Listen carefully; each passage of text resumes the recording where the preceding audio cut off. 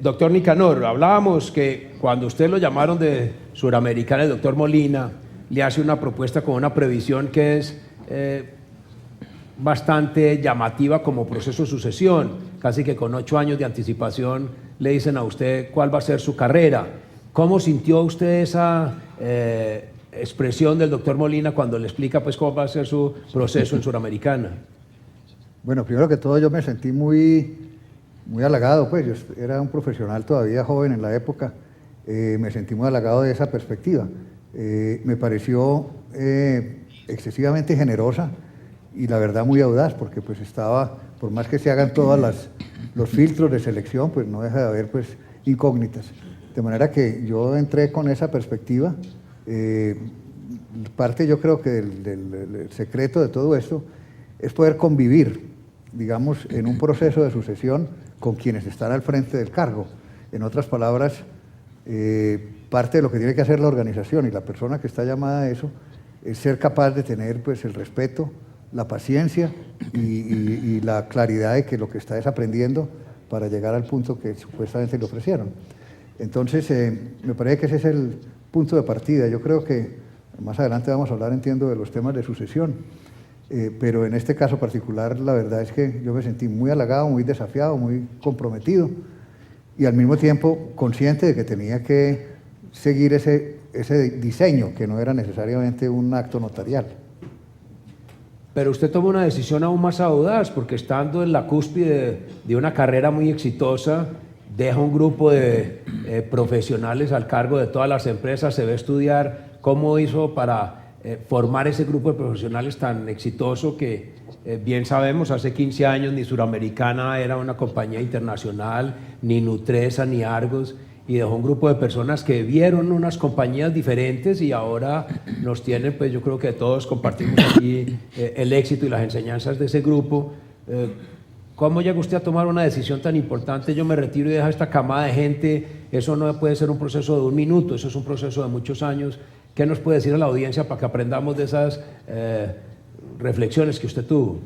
A ver, simplemente cuando yo llegué a Suramericana por allá a finales de los años 80, era otra situación pues del país y otra situación de las empresas. Había, digamos, mucho menos profesionales bien preparados, había, digamos, unas ausencias en términos, por ejemplo, de bilingüismo muy grandes. En fin, había muchas cosas que mejorar. Era un mundo, y sobre todo el mundo antioqueño, era un mundo un poco parroquial, encerrado aquí en este hueco donde vivimos los paisas, como un poco desconectado del mundo exterior. Entonces era otra época, pues, de manera que no hay que analizarla ni criticarla. Entonces, básicamente, lo que yo me propuse desde que entré al tema fue buscar la manera de formar y de preparar lo mejor que pudiéramos a la gente que estaba actualmente en ese momento en la empresa. Y de otro lado, crear un mecanismo de selección de los nuevos ingresos que estuviera de acorde con todo lo que era la oferta universitaria que tenía el medio, no solamente Medellín. Entonces se hizo todo un proceso, pues para citar simplemente unas estadísticas, en el año 80 había en 1.400 empleados que tenía Suramericana 3 bilingües, digamos 10 años después o 15 años después, con los mismos 1.400 empleados había por lo menos 70% bilingües. Es simplemente porque el medio también lo permitía y porque se apoyó a mucha gente para que adquiriera esas capacidades. En términos, digamos, de profesionales también es una cosa parecida. De los 1.400 en el año 80 habría 60 profesionales. 15 años después, el 90% son profesionales. Eso simplemente para mostrar cómo evoluciona, digamos, pues también el mercado laboral y cómo la oferta laboral cambia. Entonces simplemente fue pues empeñarse en eso y lo otro muy importante a mi juicio fue buscar que la gente que estaba dentro de la organización, la que estaba y la que iba ingresando, tuviera en el horizonte la posibilidad de progresar, tuviera la posibilidad de formarse y de prepararse.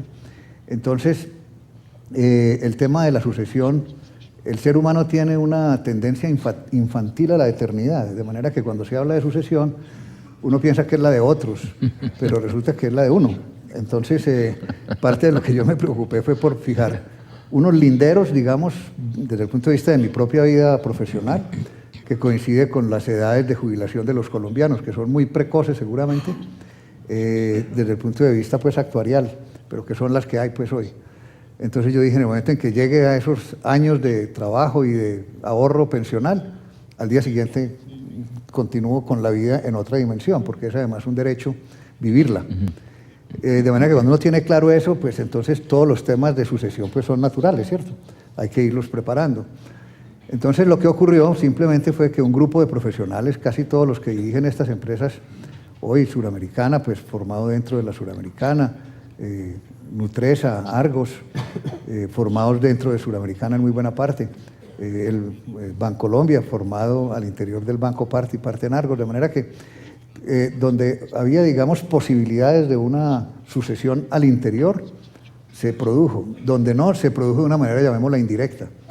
Todos quienes están al frente de empresas eran de la junta de esas empresas cuando se nombraron presidentes, de manera que cuando, digamos, el concepto pues de infantil de la eternidad no permite que surjan, digamos, pues los sucesores visibles, o no se ven, por lo menos puede que estén, pues hay que inventarse un sistema y este fue el que nos ingeniamos, que muchas veces no es traumático pasar de la junta directiva a la dirección ejecutiva. Y la verdad es que, pues, la ayuda que le permitieron a esos grupos, estas empresas cazadoras de talentos y tal, son útiles en la evaluación de ciertas cosas, pero yo tengo la convicción de que una empresa tiene que generar al interior sus propios recursos humanos para poder continuar la marcha sin acudir, digamos, al mercado laboral externo en la medida en que las organizaciones pues tienen cierta envergadura.